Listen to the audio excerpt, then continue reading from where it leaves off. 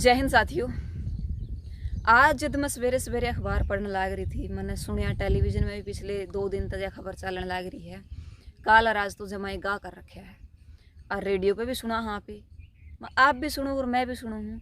तो एक मामला 2 दिन तक बहुत उछलने लग रहा है विकास दुबे का। और आपने कमेंट बॉक्स में लिखा भी था कि आप विकास दुबे का ऊपर अब तक क्यों नहीं बोले।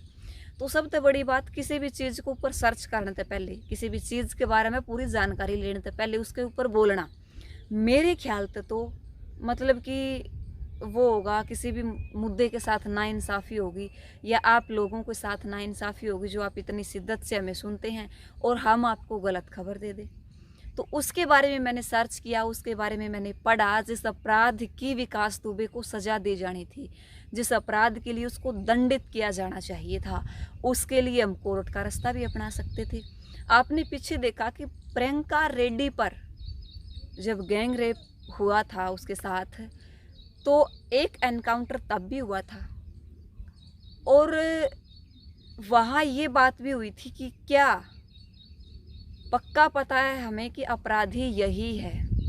क्या हमें पक्का पता है कि अब जिस चीज़ के लिए हमने मतलब हमारे संविधान का निर्माण किया था, किसी भी चीज़ को सजा देने के लिए, किसी भी चीज़ को दंडित करने के लिए या किसी भी अपराध के लिए किसी इंसान को दंडित करने के लिए हमने जब संविधान में अलग से कुछ धाराएं बनाई थी, कुछ अनुच्छेद बनाए थे, तो हमने ये चीज़ रखी थी कि अपराध करने वाला भी अपनी बात को रख सकता है। और पहले मैं बता दूं आपको, इस वीडियो को आप पूरी देखे बिना मतलब कि इसके हक में या इसके विपक्ष में कोई भी कमेंट करने में जल्दबाजी ना करे, क्योंकि वो क्या करे नहीं, जद लग एक चीज़ का एक मुखोटा हमारे श्यामी आवे है, जद लग उसके ऊपर प्रतिक्रिया हमने नहीं देनी चाहिए। जद लग आप श्यामी आड़े के विचार पूरे नहीं सुन लेंगे तब तक उस चीज़ के ऊपर प्रतिक्रिया नहीं देनी चाहिए।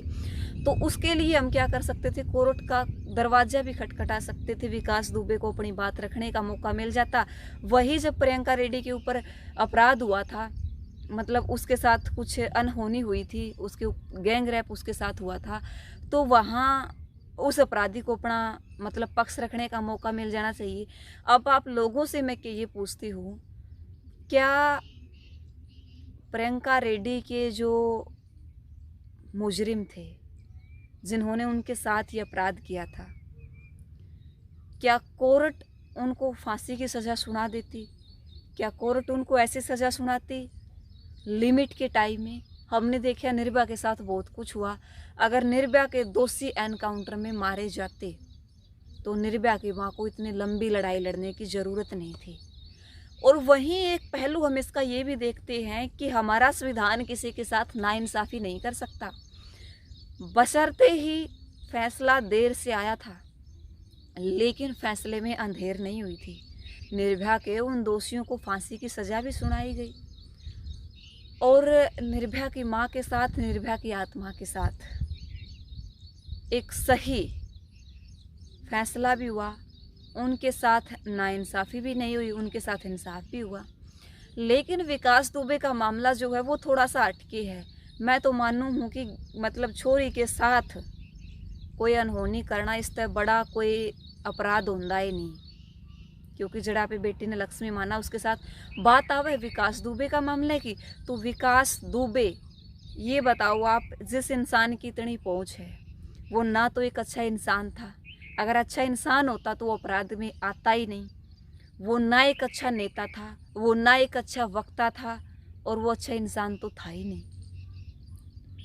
तो उस इंसान के बारे में हम उस बात को हवा बनाते हैं। राजनीतिक दांव पेच के साथ अनेक डिबेट्स को हम हर रोज सुनते हैं। उन डिबेट्स, उन परिचर्चा के ऊपर हम कभी पक्ष में जवाब देते हैं, कभी विपक्ष में देते हैं। टीवी चैनल्स वाले अपना टाइम खराब कर रहे हैं, हम उन चीज़ों को देख के अपना टाइम खराब कर रहे हैं। ये तो जाहिर सी बात है कि अपराधी को दंड दिया जाना चाहिए।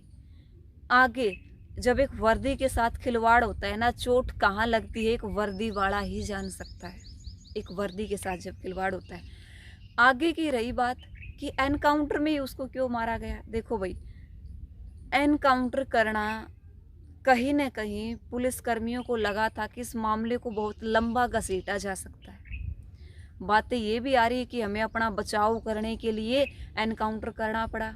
लेकिन मैं आपसे ये पूछना चाहती हूँ कि जो इंसान सिक्योरिटी गार्ड से अपना हाथ नहीं छुटा सकता था, वो एक पुलिस वाले के हाथ से हथियार छीन के कैसे उनके ऊपर हमला बोल सकता है भाई?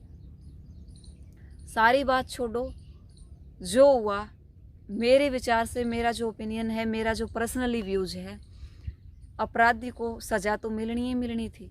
देर सही सवेर सही, कोर्ट का टाइम बचा, वकील का टाइम बचा, वो जो टाइम था किसी ढंग का मुद्दा में लाया जाएगा, हमने इसी आशा है। लेकिन संविधान के साथ खिलवाड़ होया है। हमारे मतलब कि जो चीज़ें हमारे फ्रीडम फाइटर्स बहुत पहले लिख के गए थे, अंग्रेज़ों के साथ जूझने के बाद जो चीज़ हमने महसूस की थी, जिस चीज़ को लिखा गया था, उसके साथ सरासरी खिलवाड़ हुआ है। देर सही सवेर सही, सज़ा तो मिलनी ही मिलनी थी। एक वर्दी को जो चोट पहुंची थी, उस चोट का बदला उन्होंने लिया है। हम हमारे पुलिस प्रशासन के साथ भी हैं और हम हमारे संविधान के साथ भी। जय हिंद, जय भारत।